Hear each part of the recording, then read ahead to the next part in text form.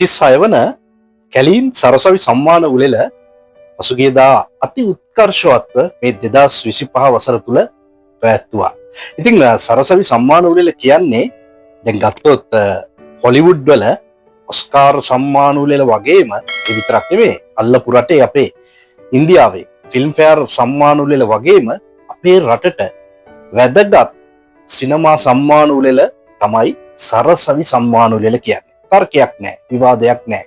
ඒක තමයි යථාර්ථය. ඉතින් මේ වීඩියෝ තුලින් මම තාම කෙටියෙන් සරලව ඔබට ගෙන ඉන්නේ කතා කරන්නට සූදානම් වෙන්නේ නුවන්තිකා සේනාරත්න. අද ඉන්න අති දක්ෂ ගායිකාවක්. ඇයට සම්මානයක් හිමුණා.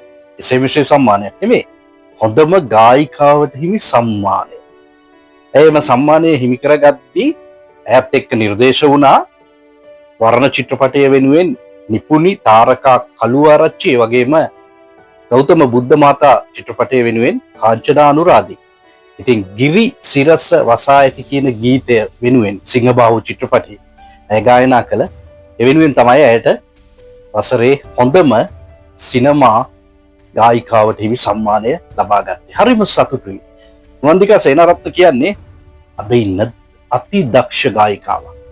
ඕනෑම ගීතයක් ඇයට ගායනා කිරීමේ කුසලතාවය තියෙනවා. රියැලිටි කලාවෙන් ඇවිල්ලා ඇය ඇවිත් තියෙන මේ ප්‍රශස්ත ගමන ඇත්තටම ආඩම්බරයක්.